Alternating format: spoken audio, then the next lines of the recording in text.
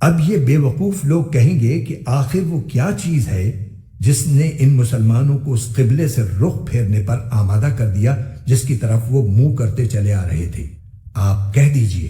کہ مشرق اور مغرب سب اللہ ہی کی ہیں،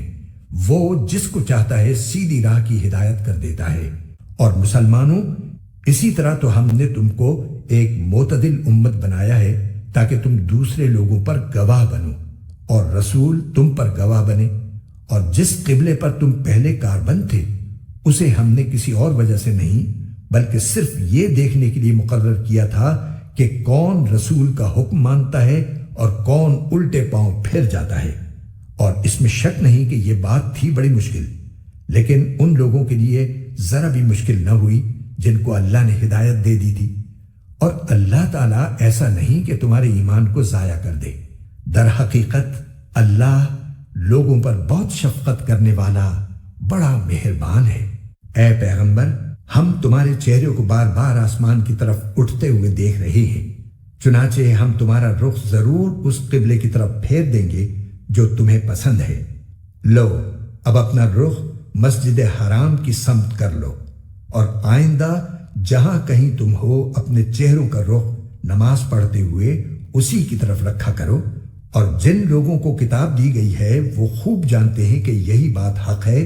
جو ان کے پروردگار کی طرف سے آئی ہے، اور جو کچھ یہ کر رہے ہیں اللہ اس سے غافل نہیں ہے۔ اور جن لوگوں کو کتاب دی گئی تھی اگر تم ان کے پاس ہر قسم کی نشانیاں لے آؤ تب بھی یہ تمہارے قبلے کی پیروی نہیں کریں گے، اور نہ تم ان کے قبلے پر عمل کرنے والے ہو نہ یہ ایک دوسرے کے قبلے پر عمل کرنے والے ہیں۔ اور جو علم تمہارے پاس آ چکا ہے اس کے بعد اگر کہیں تم نے ان کی خواہشات کی پیروی کر لی تو اس صورت میں یقیناً تمہارا شمار ظالموں میں ہوگا۔ جن لوگوں کو ہم نے کتاب دی ہے وہ اس کو اتنی اچھی طرح پہچانتے ہیں جیسے اپنے بیٹوں کو پہچانتے ہیں، اور یقین جانو کہ ان میں سے کچھ لوگوں نے حق کو جان بوجھ کر چھپا رکھا ہے، اور حق وہی ہے جو تمہارے پروردگار کی طرف سے آیا ہے، لہٰذا شک کرنے والوں میں ہرگز شامل نہ ہو جانا۔ اور ہر گروہ کی ایک سمت ہے جس کی طرف وہ رخ کرتا ہے، لہٰذا تم نیک کاموں میں ایک دوسرے سے آگے بڑھنے کی کوشش کرو۔ تم جہاں بھی ہوگے اللہ تم سب کو اپنے پاس لے آئے گا، یقیناً اللہ ہر چیز پر قادر ہے۔ اور تم جہاں سے بھی سفر کے لیے نکلو اپنا منہ نماز کے وقت مسجد حرام کی طرف کرو، اور یقیناً یہی بات حق ہے جو تمہارے پروردگار کی طرف سے آئی ہے، اور جو کچھ تم کرتے ہو اللہ اس سے بے خبر نہیں ہے۔ اور جہاں سے بھی تم نکلو اپنا منہ مسجد حرام کی طرف کرو، اور تم جہاں کہیں ہو اپنے چہرے اسی کی طرف رکھو تاکہ لوگوں کو تمہارے خلاف حجت بازی کا موقع نہ ملے۔ البتہ ان میں جو لوگ ظلم کے خوگر ہیں وہ کبھی خاموش نہ ہوں گے، سو ان کا کچھ خوف نہ رکھو، ہاں میرا خوف رکھو، اور تاکہ میں تم پر اپنا انعام مکمل کر دوں اور تاکہ تم ہدایت حاصل کر لو۔ یہ انعام ایسا ہی ہے جیسے ہم نے تمہارے درمیان تمہیں میں سے ایک رسول بھیجا جو تمہارے سامنے ہماری آیتوں کی تلاوت کرتا ہے اور تمہیں پاکیزہ بناتا ہے اور تمہیں کتاب اور حکمت کی تعلیم دیتا ہے اور تمہیں وہ باتیں سکھاتا ہے جو تم نہیں جانتے تھے۔ لہٰذا مجھے یاد کرو، میں تمہیں یاد رکھوں گا، اور میرا شکر ادا کرو اور میری ناشکری نہ کرو۔ اے ایمان والو، صبر اور نماز سے مدد حاصل کرو، بے شک اللہ صبر کرنے والوں کے ساتھ ہے۔ اور جو لوگ اللہ کے راستے میں قتل ہوں ان کو مردہ نہ کہو، دراصل وہ زندہ ہیں مگر تم کو ان کی زندگی کا احساس نہیں ہوتا۔ اور دیکھو ہم تمہیں آزمائیں گے ضرور، کبھی خوف سے اور کبھی بھوک سے اور کبھی مال و جان اور پھلوں میں کمی کر کے۔ اور جو لوگ ایسے حالات میں صبر سے کام لیں ان کو خوشخبری سنا دو۔ یہ وہ لوگ ہیں کہ جب ان کو کوئی مصیبت پہنچتی ہے تو یہ کہتے ہیں کہ ہم سب اللہ ہی کے ہیں اور ہم کو اللہ ہی کی طرف لوٹ کر جانا ہے۔ یہ وہ لوگ ہیں جن پر ان کے پروردگار کی طرف سے خصوصی عنایتیں ہیں اور رحمت ہے، اور یہی لوگ ہیں جو ہدایت پر ہیں۔ بے شک صفا اور مروہ اللہ کی نشانیوں میں سے ہیں، لہٰذا جو شخص بھی بیت اللہ کا حج کرے یا عمرہ کرے تو اس کے لیے اس بات میں کوئی گناہ نہیں ہے کہ وہ ان کے درمیان چکر لگائے، اور جو شخص خوشی سے کوئی بھلائی کا کام کرے تو اللہ یقیناً قدردان اور جاننے والا ہے۔ بے شک وہ لوگ جو ہماری نازل کی ہوئی روشن دلیلوں اور ہدایت کو چھپاتے ہیں، باوجود کہ ہم انہیں کتاب میں کھول کھول کر لوگوں کے لیے بیان کر چکے ہیں، تو ایسے لوگوں پر اللہ بھی لعنت بھیجتا ہے اور دوسرے لعنت کرنے والے بھی لعنت بھیجتے ہیں۔ ہاں، وہ لوگ جنہوں نے توبہ کر لی ہو اور اپنی اصلاح کر لی ہو اور چھپائی ہوئی باتوں کو کھول کھول کر بیان کر دیا ہو، تو میں ایسے لوگوں کی توبہ قبول کر لیتا ہوں، اور میں توبہ قبول کرنے کا خوگر ہوں، بڑا رحمت والا۔ بے شک وہ لوگ جنہوں نے کفر اختیار کیا اور کافر ہونے کی حالت ہی میں مرے،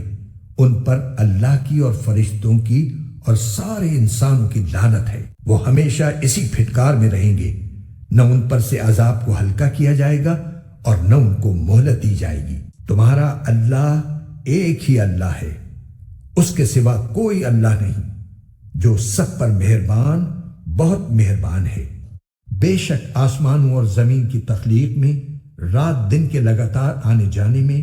ان کشتیوں میں جو لوگوں کے فائدے کا سامان لے کر سمندر میں تیرتی ہیں، اس پانی میں جو اللہ نے آسمان سے اتارا اور اس کے ذریعے زمین کو اس کے مردہ ہو جانے کے بعد زندگی بخشی اور اس میں ہر قسم کے جانور پھیلا دیے، اور ہواؤں کی گردش میں، اور ان بادلوں میں جو آسمان اور زمین کے درمیان تابع دار بن کر کام میں لگے ہوئے ہیں، ان لوگوں کے لیے نشانیاں ہی نشانیاں ہیں جو اپنی عقل سے کام لیتے ہیں۔ اور اس کے باوجود لوگوں میں کچھ وہ بھی ہیں جو اللہ کے علاوہ دوسروں کو اس کی خدائی میں اس طرح شریک قرار دیتے ہیں کہ ان سے ایسی محبت رکھتے ہیں جیسے اللہ کی محبت رکھنی چاہیے۔ اور جو لوگ ایمان لا چکے ہیں وہ اللہ ہی سے سب سے زیادہ محبت رکھتے ہیں۔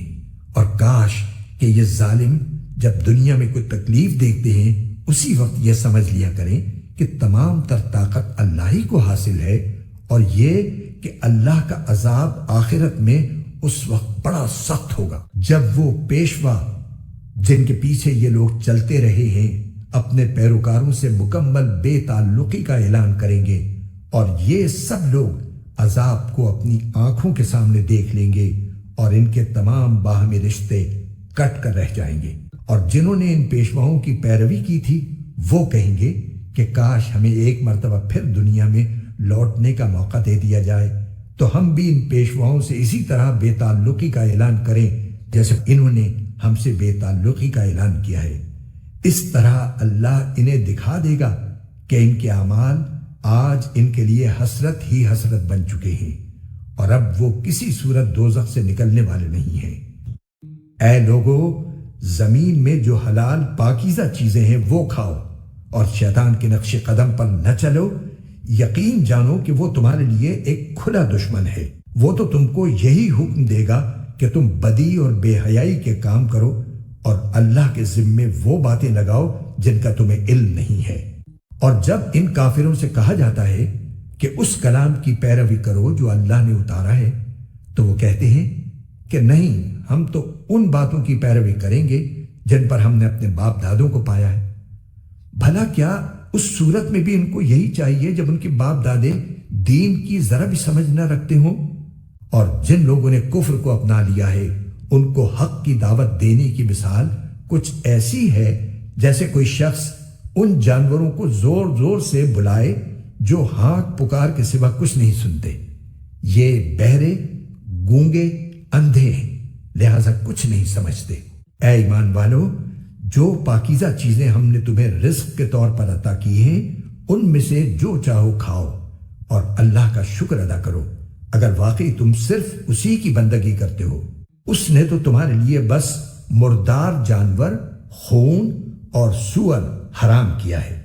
نیز وہ جانور جن پر اللہ کے سوا کسی اور کا نام پکارا گیا ہو۔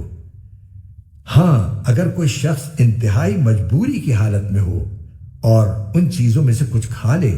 جبکہ اس کا مقصد نہ لذت حاصل کرنا ہو اور نہ وہ ضرورت کی حد سے آگے بڑھے تو اس پر کوئی گناہ نہیں۔ یقیناً اللہ بہت بخشنے والا ہے،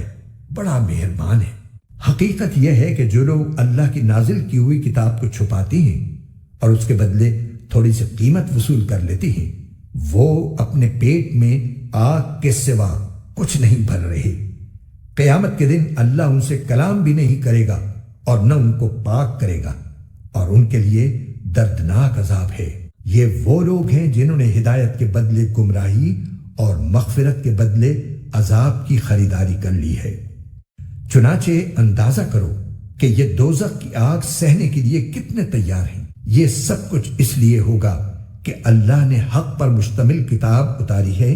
اور جن لوگوں نے ایسی کتاب کے بارے میں مخالفت کا رویہ اختیار کیا ہے وہ زدہ زدی میں بہت دور نکل گئے ہیں۔ نیکی بس یہی تو نہیں ہے کہ اپنے چہرے مشرق یا مغرب کی طرف کر لو، بلکہ نیکی یہ ہے کہ لوگ اللہ پر، آخرت کے دن پر، فرشتوں پر اور اللہ کی کتابوں اور اس کے نبیوں پر ایمان لائیں، اور اللہ کی محبت میں اپنا مال رشتہ داروں، یتیموں، مسکینوں، مسافروں اور سائلوں کو دیں، اور غلاموں کو آزاد کرانے میں خرچ کریں، اور نماز قائم کریں اور زکوٰۃ ادا کریں، اور جب کوئی عہد کر لیں تو اسے پورا کرنے کے عادی ہوں، اور تنگی اور تکلیف میں نیز جنگ کے وقت صبر و استقلال کے خوگر ہوں۔ ایسے لوگ ہیں جو سچے کہلانے کے مستحق ہیں، اور یہی لوگ ہیں جو متقی ہیں۔ اے ایمان والو، جو لوگ جان بوجھ کر ناحق قتل کر دی جائیں ان کے بارے میں تم پر قصاص کا حکم فرض کر دیا گیا ہے۔ آزاد کے بدلے آزاد، غلام کے بدلے غلام، اور عورت کے بدلے عورت ہی کو قتل کیا جائے۔ پھر اگر قاتل کو اس کے بھائی یعنی مقتول کے وارث کی طرف سے کچھ معافی دے دی جائے تو معروف طریقے کے مطابق خون بہا کا مطالبہ کرنا وارث کا حق ہے، اور اسے خوش اسلوبی سے ادا کرنا قاتل کا فرض ہے۔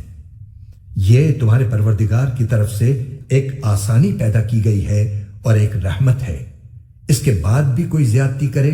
تو وہ دردناک عذاب کا مستحق ہے۔ اور اے عقل رکھنے والو،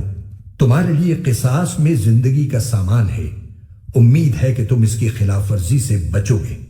تم پر فرض کیا گیا ہے کہ اگر تم میں سے کوئی اپنے پیچھے مال چھوڑ کر جانے والا ہو تو جب اس کی موت کا وقت قریب آ جائے وہ اپنے والدین اور قریبی رشتہ داروں کے حق میں دستور کے مطابق وصیت کرے۔ یہ متقی لوگوں کے ذمے ایک لازمی حق ہے۔ پھر جو شخص اس وصیت کو سننے کے بعد اس میں کوئی تبدیلی کرے گا تو اس کا گناہ ان لوگوں پر ہوگا جو اس میں تبدیلی کریں گے۔ یقین رکھو کہ اللہ سب کچھ سنتا جانتا ہے۔ ہاں، اگر کسی شخص کو یہ اندیشہ ہو کہ کوئی وصیت کرنے والا بیجا طرفداری یا گناہ کا ارتکاب کر رہا ہے اور وہ متعلقہ آدمیوں کے درمیان صلح کرا دے تو اس پر کوئی گناہ نہیں۔ بے شک اللہ تعالیٰ بہت بخشنے والا، بڑا مہربان ہے۔ اے ایمان والو، تم پر روزے فرض کر دیے گئے ہیں جس طرح تم سے پہلے لوگوں پر فرض کیے گئے تھے، تاکہ تمہارے اندر تقوی پیدا ہو۔ گنتی کے چند دن روزے رکھنے ہیں۔ پھر بھی اگر تم میں سے کوئی شخص بیمار ہو یا سفر پر ہو تو وہ دوسرے دنوں میں اتنی ہی تعداد پوری کر لے، اور جو لوگ اس کی طاقت رکھتے ہوں وہ ایک مسکین کو کھانا کھلا کر روزے کا فدیہ ادا کر دیں۔ اس کے علاوہ اگر کوئی شخص اپنی خوشی سے کوئی نیکی کرے تو یہ اس کے حق میں بہتر ہے، اور اگر تم کو سمجھ ہو تو روزے رکھنے میں تمہارے لیے زیادہ بہتری ہے۔ رمضان کا مہینہ وہ ہے جس میں قرآن نازل کیا گیا جو لوگوں کے لیے سراپا ہدایت اور ایسی روشن نشانیوں کا حامل ہے جو صحیح راستہ دکھاتی اور حق و باطل کے درمیان دو ٹوک فیصلہ کر دیتی ہیں۔ لہٰذا تم میں سے جو شخص بھی یہ مہینہ پائے وہ اس میں ضرور روزہ رکھے، اور اگر کوئی شخص بیمار ہو یا سفر پر ہو تو وہ دوسرے دنوں میں اتنی ہی تعداد پوری کر لے۔ اللہ تمہارے ساتھ آسانی کا معاملہ کرنا چاہتا ہے اور تمہارے لیے مشکل پیدا کرنا نہیں چاہتا، تاکہ تم روزوں کی گنتی پوری کر لو، اور اللہ نے تمہیں جو راہ دکھائی اس پر اللہ کی تکبیر کہو، اور تاکہ تم شکر گزار بنو۔ اور اے پیغمبر، جب میرے بندے آپ سے میرے بارے میں پوچھیں تو آپ ان سے کہہ دیجئے کہ میں اتنا قریب ہوں کہ جب کوئی مجھے پکارتا ہے تو میں پکارنے والے کی پکار سنتا ہوں، لہذا وہ بھی میری بات دل سے قبول کریں اور مجھ پر ایمان لائیں تاکہ وہ راہ راست پر آ جائیں۔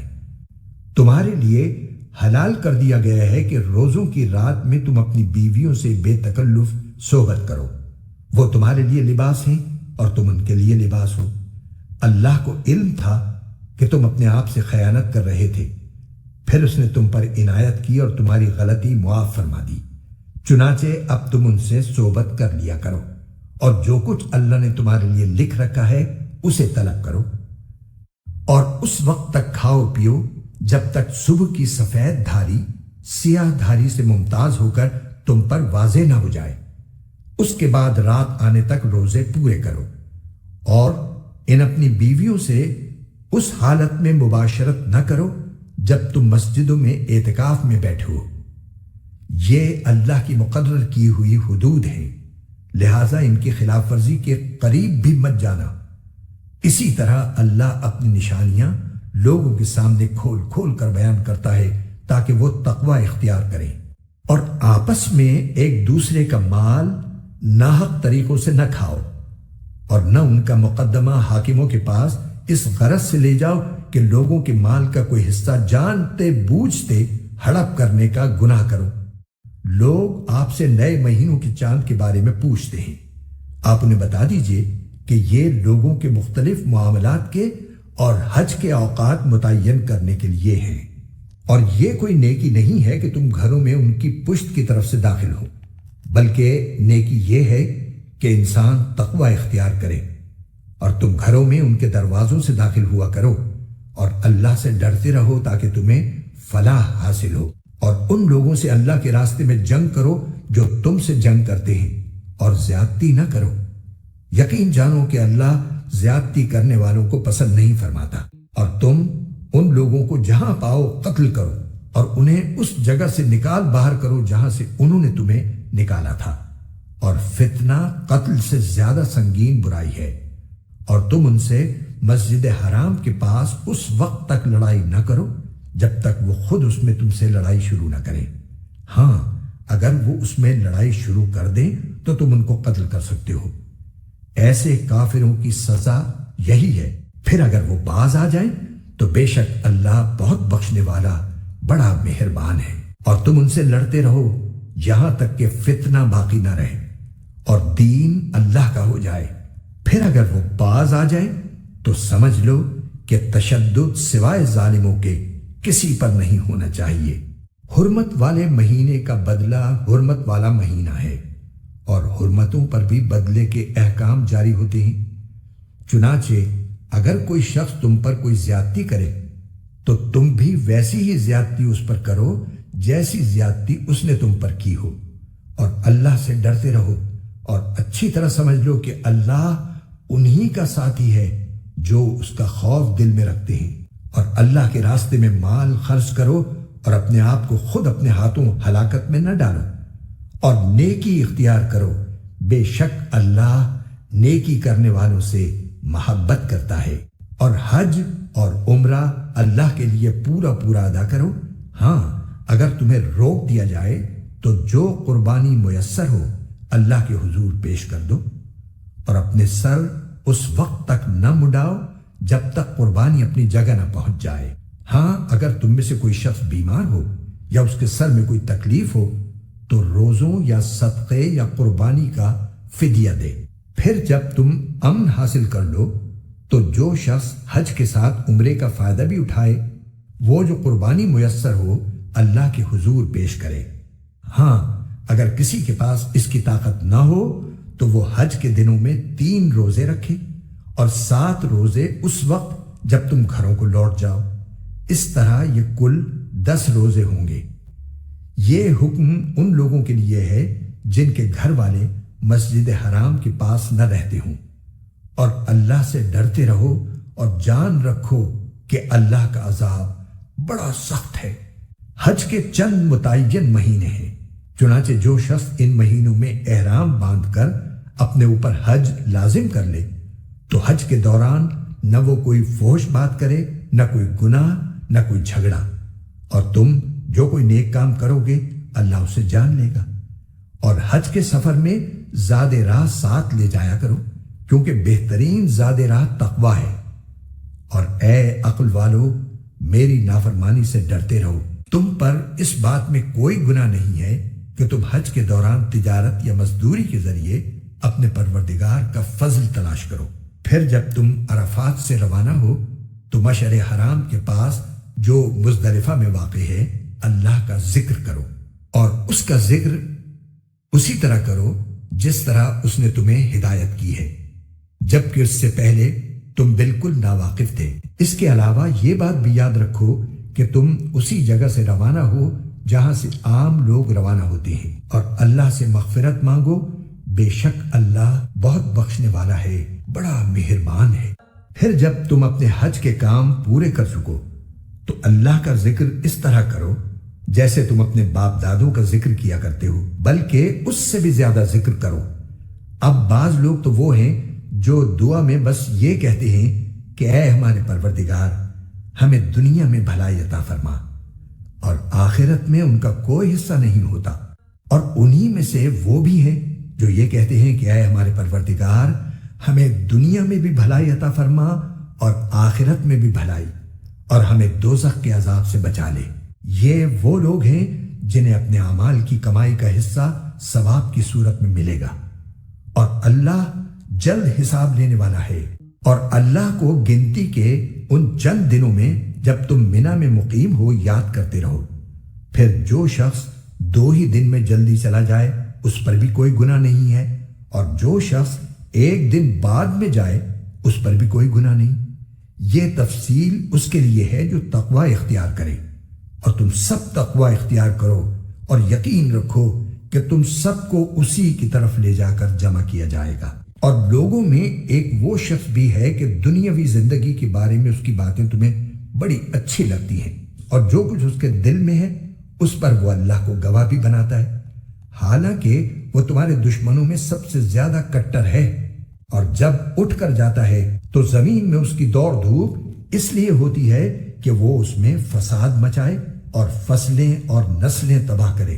حالانکہ اللہ فساد کو پسند نہیں فرماتا۔ اور جب اس سے کہا جاتا ہے کہ اللہ کا خوف کر تو نخوت اس کو گناہ پر اور آمادہ کر دیتی ہے، چنانچہ ایسے شخص کو تو جہنم ہی راس آئے گی، اور یقین کرو وہ بہت برا بچھونا ہے۔ اور دوسری طرف لوگوں میں وہ شخص بھی ہے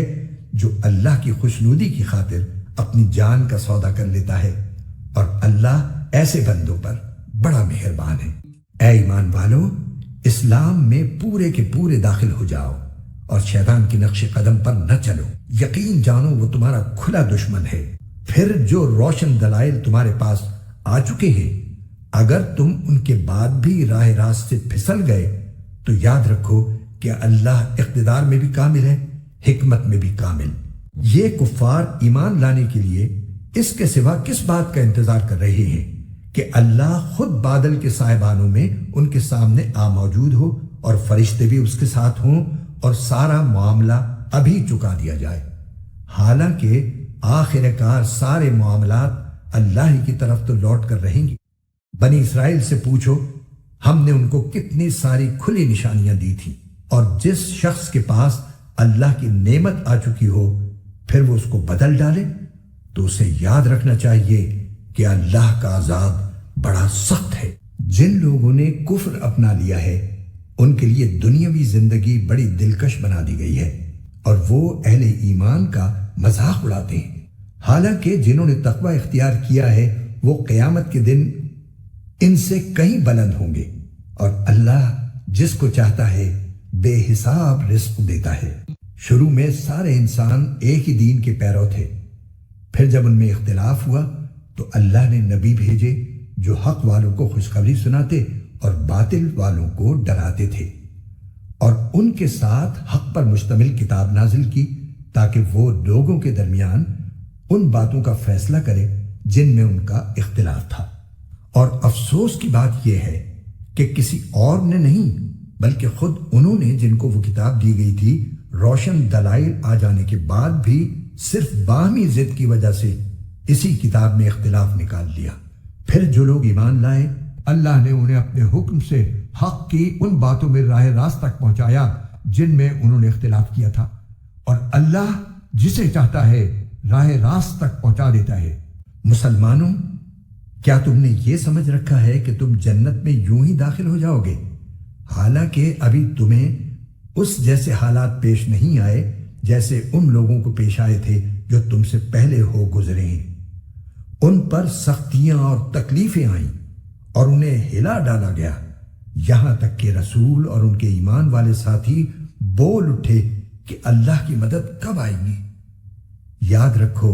اللہ کی مدد نزدیک ہے۔ لوگ آپ سے پوچھتے ہیں کہ وہ اللہ کی خوشنودی کے لیے کیا خرچ کریں۔ آپ کہہ دیجئے کہ جو مال بھی تم خرچ کرو وہ والدین، قریبی رشتہ داروں، یتیموں، مسکینوں اور مسافروں کے لیے ہونا چاہیے، اور تم بھلائی کا جو کام بھی کرو اللہ اس سے پوری طرح باخبر ہے۔ تم پر دشمنوں سے جنگ کرنا فرض کیا گیا ہے اور وہ تم پر گراں ہے، اور یہ عین ممکن ہے کہ تم ایک چیز کو برا سمجھو حالانکہ وہ تمہارے حق میں بہتر ہو، اور یہ بھی ممکن ہے کہ تم ایک چیز کو پسند کرو حالانکہ وہ تمہارے حق میں بری ہو، اور اصل حقیقت تو اللہ جانتا ہے اور تم نہیں جانتے۔ لوگ آپ سے حرمت والے مہینے کے بارے میں پوچھتے ہیں کہ اس میں جنگ کرنا کیسا ہے۔ آپ کہہ دیجئے کہ اس میں جنگ کرنا بڑا گناہ ہے، مگر لوگوں کو اللہ کے راستے سے روکنا، اس کے خلاف کفر کی روش اختیار کرنا، مسجد حرام پر بندش لگانا اور اس کے باسیوں کو وہاں سے نکال باہر کرنا اللہ کے نزدیک زیادہ بڑا گناہ ہے، اور فتنہ قتل سے بھی زیادہ سنگین چیز ہے، اور یہ کافر تم لوگوں سے برابر جنگ کرتے رہیں گے، یہاں تک کہ اگر ان کا بس چلے تو یہ تم کو تمہارا دین چھوڑنے پر آمادہ کر دے، اور اگر تم میں سے کوئی شخص اپنا دین چھوڑ دے اور کافر ہونے کی حالت ہی میں مرے تو ایسے لوگوں کے اعمال دنیا اور آخرت دونوں میں اکارت ہو جائیں گے۔ ایسے لوگ دوزخ والے ہیں، وہ ہمیشہ اسی میں رہیں گے۔ اس کے برخلاف جو لوگ ایمان لائے اور جنہوں نے ہجرت کی اور اللہ کے راستے میں جہاد کیا تو وہ بے شک اللہ کی رحمت کے امیدوار ہیں، اور اللہ بہت بخشنے والا ہے، بڑا مہربان ہے۔ لوگ آپ سے شراب اور جوئے کے بارے میں پوچھتے ہیں۔ آپ کہہ دیجئے کہ ان دونوں میں بڑا گناہ بھی ہے اور لوگوں کے لیے کچھ فائدے بھی ہیں، اور ان دونوں کا گناہ ان کے فائدے سے زیادہ بڑھا ہوا ہے۔ اور لوگ پوچھتے ہیں کہ وہ اللہ کی خوشنودی کے لیے کیا خرچ کریں۔ آپ کہہ دیجئے کہ جو تمہاری ضرورت سے زائد ہو۔ اللہ اسی طرح اپنے احکام صاف صاف بیان کرتا ہے تاکہ تم غور و فکر سے کام لو، دنیا کے بارے میں بھی اور آخرت کے بارے میں بھی۔ اور لوگ آپ سے یتیموں کے بارے میں پوچھتے ہیں۔ آپ کہہ دیجئے کہ ان کی بھلائی چاہنا نیک کام ہے، اور اگر تم ان کے ساتھ مل جل کر رہو تو کچھ حرج نہیں، کیونکہ وہ تمہارے بھائی ہی تو ہیں، اور اللہ خوب جانتا ہے کہ کون معاملات بگاڑنے والا ہے اور کون سنوارنے والا، اور اگر اللہ چاہتا تو تمہیں مشکل میں ڈال دیتا۔ یقیناً اللہ کا اقتدار بھی کامل ہے، حکمت بھی کامل۔ اور مشرک عورتوں سے اس وقت تک نکاح نہ کرو جب تک وہ ایمان نہ لے آئیں۔ یقیناً ایک مومن باندی کسی بھی مشرک عورت سے بہتر ہے، خواہ وہ مشرک عورت تمہیں پسند آ رہی ہو۔ اور اپنی عورتوں کا نکاح مشرک مردوں سے نہ کراؤ جب تک وہ ایمان نہ لے آئیں، اور یقیناً ایک مومن غلام کسی بھی مشرک مرد سے بہتر ہے، خواہ وہ مشرک مرد تمہیں پسند آ رہا ہو۔ یہ سب دوزخ کی طرف بلاتے ہیں، جبکہ اللہ اپنے حکم سے جنت اور مغفرت کی طرف بلاتا ہے، اور اپنے احکام لوگوں کے سامنے صاف صاف بیان کرتا ہے تاکہ وہ نصیحت حاصل کریں۔ اور لوگ آپ سے حیض کے بارے میں پوچھتے ہیں۔ آپ کہہ دیجئے کہ وہ گندگی ہے، لہذا حیض کی حالت میں عورتوں سے الگ رہو، اور جب تک وہ پاک نہ ہو جائیں ان سے قربت یعنی جمع نہ کرو۔ ہاں، جب وہ پاک ہو جائیں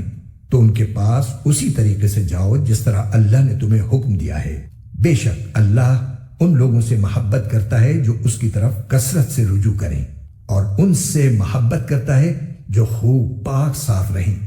تمہاری بیویاں تمہارے لیے کھیتیاں ہیں، لہذا اپنی کھیتی میں جہاں سے چاہو جاؤ، اور اپنے لیے اچھے عمل آگے بھیجو، اور اللہ سے ڈرتے رہو، اور یقین رکھو کہ تم اس سے جا کر ملنے والے ہو، اور مومنوں کو خوشخبری سنا دو۔ اور اللہ کے نام کو اپنی قسموں میں اس غرض سے استعمال نہ کرو کہ اس کے ذریعے نیکی اور تقوی کے کاموں اور لوگوں کے درمیان صلح صفائی کرانے سے بچ سکو، اور اللہ سب کچھ سنتا ہے، جانتا ہے۔ اللہ تمہاری لغو قسموں پر تمہاری گرفت نہیں کرے گا، البتہ جو قسمیں تم نے اپنے دلوں کے ارادے سے کھائی ہوں گی ان پر گرفت کرے گا، اور اللہ بہت بخشنے والا بڑا بردبار ہے۔ جو لوگ اپنی بیویوں سے ایلا کرتے ہیں، یعنی ان کے پاس نہ جانے کی قسم کھا لیتے ہیں، ان کے لیے 4 مہینے کی مہلت ہے۔ چنانچہ اگر وہ قسم توڑ کر رجوع کر لیں تو بے شک اللہ بہت بخشنے والا بڑا مہربان ہے، اور اگر انہوں نے طلاق ہی کی ٹھان لی ہو تو بھی اللہ سننے جاننے والا ہے۔ اور جن عورتوں کو طلاق دے دی گئی ہو وہ 3 مرتبہ حیض آنے تک اپنے آپ کو انتظار میں رکھیں، اور اگر وہ اللہ پر اور آخرت کے دن پر ایمان رکھتی ہوں تو ان کے لیے حلال نہیں ہے کہ اللہ نے ان کے رحم میں جو کچھ حمل یا حیض پیدا کیا ہے اسے چھپائیں، اور اس مدت میں اگر ان کے شوہر حالات بہتر بنانا چاہیں تو ان کو حق ہے کہ وہ ان عورتوں کو اپنی زوجیت میں واپس لے لیں، اور ان عورتوں کو معروف طریقے کے مطابق ویسے ہی حقوق حاصل ہیں جیسے مردوں کو ان پر حاصل ہیں۔ ہاں، مردوں کو ان پر 1 درجہ فوقیت ہے، اور اللہ غالب ہے، حکمت والا ہے۔ طلاق زیادہ سے زیادہ 2 بار ہونی چاہیے۔ اس کے بعد شوہر کے لیے 2 ہی راستے ہیں، یا تو قاعدے کے مطابق بیوی کو روک رکھے یعنی طلاق سے رجوع کر لے، یا خوش اسلوبی سے چھوڑ دے یعنی رجوع کے بغیر عدت گزر جانے دے۔ اور اے شوہرو، تمہارے لیے حلال نہیں ہے کہ تم نے ان بیویوں کو جو کچھ دیا ہو وہ طلاق کے بدلے ان سے واپس لو، الا یہ کہ دونوں کو اس بات کا اندیشہ ہو کہ وہ نکاح باقی رہنے کی صورت میں اللہ کی مقرر کی ہوئی حدود کو قائم نہیں رکھ سکیں گے۔ چنانچہ اگر تمہیں اس بات کا اندیشہ ہو کہ وہ دونوں اللہ کی حدود کو قائم نہ رکھ سکیں گے تو ان دونوں کے لیے اس میں کوئی گناہ نہیں ہے کہ عورت مالی معاوضہ دے کر علیحدگی حاصل کر لے۔ یہ اللہ کی مقرر کی ہوئی حدود ہیں، لہذا ان سے تجاوز نہ کرو، اور جو لوگ اللہ کی حدود سے تجاوز کرتے ہیں وہ بڑے ظالم لوگ ہیں۔ پھر اگر شوہر تیسری طلاق دے دے تو وہ مطلقہ عورت اس کے لیے اس وقت تک حلال نہیں ہوگی جب تک وہ کسی اور شوہر سے نکاح نہ کرے۔ ہاں، اگر وہ دوسرا شوہر بھی اسے طلاق دے دے تو ان دونوں پر کوئی گناہ نہیں کہ وہ ایک دوسرے کے پاس نیا نکاح کر کے دوبارہ واپس آ جائیں، بشرطے کہ انہیں یہ غالب گمان ہو کہ اب وہ اللہ کی حدود قائم رکھیں گے، اور یہ سب اللہ کی حدود ہیں جو وہ ان لوگوں کے لیے واضح کر رہا ہے جو سمجھ رکھتے ہوں۔ اور جب تم نے عورتوں کو طلاق دے دی ہو اور وہ اپنی عدت کے قریب پہنچ جائیں تو یا تو ان کو بھلائی کے ساتھ اپنی زوجیت میں روک رکھو یا انہیں بھلائی کے ساتھ چھوڑ دو، اور انہیں ستانے کی خاطر اس لیے روک کر نہ رکھو کہ ان پر ظلم کر سکو، اور جو شخص ایسا کرے گا وہ خود اپنی جان پر ظلم کرے گا۔ اور اللہ کی آیتوں کو مذاق مت بناؤ، اور اللہ نے تم پر جو انعام فرمایا ہے اسے اور تم پر جو کتاب اور حکمت کی باتیں تمہیں نصیحت کرنے کے لیے نازل کی ہیں انہیں یاد رکھو، اور اللہ سے ڈرتے رہو، اور جان رکھو کہ اللہ ہر چیز کو خوب جانتا ہے۔ اور جب تم نے عورتوں کو طلاق دے دی ہو اور وہ اپنی عدت کو پہنچ جائیں تو اے میکے والو انہیں اس بات سے منع نہ کرو کہ وہ اپنے پہلے شوہروں سے دوبارہ نکاح کریں، بشرطے کہ وہ بھلائی کے ساتھ ایک دوسرے سے راضی ہو گئے ہوں۔ ان باتوں کی نصیحت تم میں سے ان لوگوں کو کی جا رہی ہے جو اللہ اور یوم آخرت پر ایمان رکھتے ہوں، یہی تمہارے لیے زیادہ ستھرا اور پاکیزہ طریقہ ہے۔ اللہ جانتا ہے اور تم نہیں جانتے۔ اور مائیں اپنے بچوں کو پورے 2 سال تک دودھ پلائیں۔ یہ مدت ان کے لیے ہے جو دودھ پلانے کی مدت پوری کرنا چاہیں، اور جس باپ کا وہ بچہ ہے اس پر واجب ہے کہ وہ معروف طریقے پر ان ماؤں کے کھانے اور لباس کا خرچ اٹھائے۔ ہاں، کسی شخص کو اس کی وسعت سے زیادہ تکلیف نہیں دی جاتی، نہ تو ماں کو اپنے بچے کی وجہ سے ستایا جائے اور نہ باپ کو اپنے بچے کی وجہ سے، اور اسی طرح کی ذمہ داری وارث پر بھی ہے۔ پھر اگر وہ دونوں یعنی والدین آپس کی رضامندی اور باہمی مشورے سے 2 سال گزرنے سے پہلے ہی دودھ چھڑانا چاہیں تو اس میں بھی ان پر کوئی گناہ نہیں ہے۔ اور اگر تم یہ چاہو کہ اپنے بچوں کو کسی انا سے دودھ پلواؤ تو بھی تم پر کوئی گناہ نہیں، جبکہ تم نے جو اجرت ٹھہرائی تھی وہ دودھ پلانے والی انا کو دے دو۔ اور اللہ سے ڈرتے رہو اور جان رکھو کہ اللہ تمہارے سارے کاموں کو اچھی طرح دیکھ رہا ہے۔ اور تم میں سے جو لوگ وفات پا جائیں اور بیویاں چھوڑ کر جائیں تو وہ بیویاں اپنے آپ کو 4 مہینے اور 10 دن انتظار میں رکھیں گی۔ پھر جب وہ اپنی عدت کی میعاد کو پہنچ جائیں تو وہ اپنے بارے میں جو کارروائی مثلاً دوسرا نکاح قاعدے کے مطابق کریں تو تم پر کچھ گناہ نہیں، اور جو کچھ تم کرتے ہو اللہ اس سے پوری طرح باخبر ہے۔ اور عدت کے دوران اگر تم ان عورتوں کو اشارے کنائے میں نکاح کا پیغام دو یا ان سے نکاح کا ارادہ دل میں چھپائے رکھو تو تم پر کوئی گناہ نہیں ہے۔ اللہ جانتا ہے کہ تم ان سے نکاح کا خیال تو دل میں لاؤ گے، لیکن ان سے نکاح کا 2 طرفہ وعدہ مت کرنا، الا یہ کہ مناسب طریقے سے کوئی بات کہہ دو، اور نکاح کا عقد پکا کرنے کا اس وقت تک ارادہ بھی مت کرنا جب تک عدت کی مقررہ مدت اپنی میعاد کو نہ پہنچ جائے۔ اور یاد رکھو کہ جو کچھ تمہارے دلوں میں ہے اللہ اسے خوب جانتا ہے، لہٰذا اس سے ڈرتے رہو اور یاد رکھو کہ اللہ بہت بخشنے والا ہے، بڑا بردبار ہے۔ تم پر اس میں بھی کوئی گناہ نہیں ہے کہ تم عورتوں کو ایسے وقت طلاق دو جبکہ ابھی تم نے ان کو چھوا بھی نہ ہو اور نہ کوئی مہر مقرر کیا ہو، اور ایسی صورت میں ان کو کوئی تحفہ دو۔ خوشحال شخص اپنی حیثیت کے مطابق اور غریب آدمی اپنی حیثیت کے مطابق بھلے طریقے سے یہ تحفہ دے۔ یہ نیک آدمیوں پر ایک لازمی حق ہے، اور اگر تم نے انہیں چھونے سے پہلے ہی اس حالت میں طلاق دی ہو جبکہ ان کے لیے نکاح کے وقت کوئی مہر مقرر کر لیا تھا تو جتنا مہر مقرر کیا تھا اس کا آدھا دینا واجب ہے، الا یہ کہ وہ عورتیں رعایت کر دیں اور آدھے مہر کا بھی مطالبہ نہ کریں، یا وہ شوہر جس کے ہاتھ میں نکاح کی گرہ ہے رعایت کرے اور پورا مہر دے دے۔ اور اگر تم رعایت کرو تو یہ تقوی کے زیادہ قریب ہے، اور آپس میں فراخ دلی کا برتاؤ کرنا مت بھولو۔ جو عمل بھی تم کرتے ہو اللہ یقیناً اسے دیکھ رہا ہے۔ تمام نمازوں کا پورا خیال رکھو، اور خاص طور پر بیچ کی نماز کا، اور اللہ کے سامنے باادب فرما بردار بن کر کھڑے ہوا کرو۔ اور اگر تمہیں دشمن کا خوف لاحق ہو تو کھڑے کھڑے یا سوار ہونے کی حالت ہی میں نماز پڑھ لو۔ پھر جب تم امن کی حالت میں آ جاؤ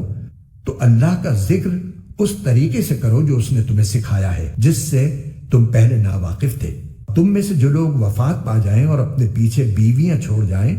تو وہ اپنی بیویوں کے حق میں یہ وصیت کر جایا کریں کہ 1 سال تک وہ ترکے سے نفقہ وصول کرنے کا فائدہ اٹھائیں گی اور ان کو شوہر کے گھر سے نکالا نہیں جائے گا۔ ہاں، اگر وہ خود نکل جائیں تو اپنے حق میں قاعدے کے مطابق وہ جو کچھ بھی کریں اس میں تم پر کوئی گناہ نہیں ہوگا،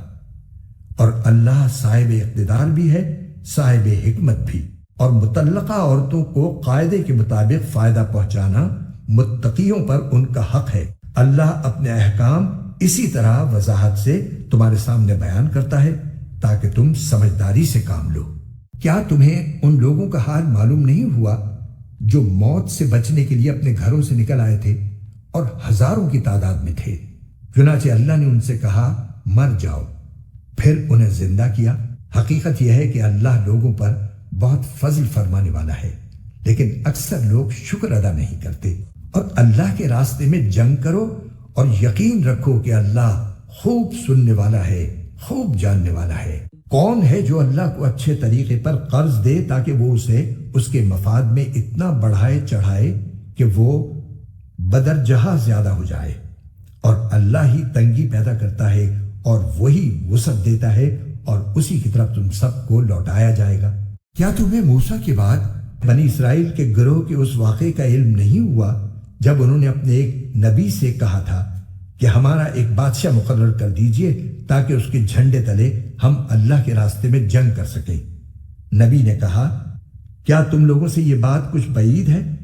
کہ جب تم پر جنگ فرض کی جائے تو تم نہ لڑو؟ انہوں نے کہا، بھلا ہمیں کیا ہو جائے گا جو ہم اللہ کے راستے میں جنگ نہ کریں گے، حالانکہ ہمیں اپنے گھروں اور اپنے بچوں کے پاس سے نکال باہر کیا گیا ہے۔ پھر ہوا یہی کہ جب ان پر جنگ فرض کی گئی تو ان میں سے تھوڑے لوگوں کو چھوڑ کر باقی سب پیٹ پھیر گئے، اور اللہ ظالموں کو خوب جانتا ہے۔ اور ان کے نبی نے ان سے کہا کہ اللہ نے تمہارے لیے طالوت کو بادشاہ بنا کر بھیجا ہے۔ کہنے لگے، بھلا اس کو بادشاہت کا حق کہاں سے آ گیا؟ ہم اس کے مقابلے میں بادشاہت کے زیادہ مستحق ہیں، اور اس کو تو مالی وسعت بھی حاصل نہیں۔ نبی نے کہا، اللہ نے ان کو تم پر فضیلت دے کر چنا ہے اور انہیں علم اور جسم میں تم سے زیادہ وسعت عطا کی ہے، اور اللہ اپنا ملک جس کو چاہتا ہے دیتا ہے، اور اللہ بڑی وسعت اور بڑا علم رکھنے والا ہے۔ اور ان سے ان کے نبی نے یہ بھی کہا کہ طالوت کی بادشاہت کی علامت یہ ہے کہ تمہارے پاس وہ صندوق واپس آ جائے گا جس میں تمہارے پروردگار کی طرف سے سکینت کا سامان ہے، اور موسیٰ اور ہارون نے جو اشیاء چھوڑی تھیں ان میں سے کچھ باقی ماندہ چیزیں ہیں، اسے فرشتے اٹھائے ہوئے لائیں گے۔ اگر تم مومن ہو تو تمہارے لیے اس میں بڑی نشانی ہے۔ چنانچہ جب طالوت لشکر کے ساتھ روانہ ہوا تو اس نے لشکر والوں سے کہا کہ اللہ ایک دریا کے ذریعے تمہارا امتحان لینے والا ہے۔ جو شخص اس دریا سے پانی پیے گا وہ میرا آدمی نہیں ہوگا، اور جو اسے نہیں چکھے گا وہ میرا آدمی ہوگا، الا یہ کہ کوئی اپنے ہاتھ سے ایک چلو بھر لے تو کچھ حرج نہیں۔ پھر ہوا یہ کہ تھوڑے آدمیوں کے سوا باقی سب نے اس دریا سے خوب پانی پیا۔ چنانچہ جب وہ یعنی طالوت اور اس کے ساتھ ایمان رکھنے والے دریا کے پار اترے تو یہ لوگ جنہوں نے طالوت کا حکم نہیں مانا تھا کہنے لگے کہ آج جالوت اور اس کے لشکر کا مقابلہ کرنے کی ہم میں بالکل طاقت نہیں ہے۔ مگر جن لوگوں کا ایمان تھا کہ وہ اللہ سے جا ملنے والے ہیں، انہوں نے کہا کہ نہ جانے کتنی چھوٹی جماعتیں ہیں جو اللہ کے حکم سے بڑی جماعتوں پر غالب آئی ہیں، اور اللہ ان لوگوں کا ساتھی ہے جو صبر سے کام لیتے ہیں۔ اور جب یہ لوگ جالوت اور اس کے لشکروں کے آمنے سامنے ہوئے تو انہوں نے کہا، اے ہمارے پروردگار، صبر و استقلال کی صفت ہم پر انڈیل دے، ہمیں ثابت قدمی بخش دے، اور ہمیں اس کافر قوم کے مقابلے میں فتح و نصرت عطا فرما دے۔ چنانچہ انہوں نے اللہ کے حکم سے ان جالوت کے ساتھیوں کو شکست دی، اور داؤد نے جالوت کو قتل کیا، اور اللہ نے اس کو سلطنت اور دانائی عطا کی، اور جو علم چاہا اس کو عطا فرمایا۔ اگر اللہ لوگوں کا ایک دوسرے کے ذریعے دفاع نہ کرے تو زمین میں فساد پھیل جائے، لیکن اللہ تمام جہانوں پر بڑا فضل فرمانے والا ہے۔ یہ اللہ کی آیات ہیں جو ہم آپ کے سامنے ٹھیک ٹھیک پڑھ کر سناتی ہیں، اور آپ بے شک ان پیغمبروں میں سے ہیں جو رسول بنا کر بھیجے گئے ہیں۔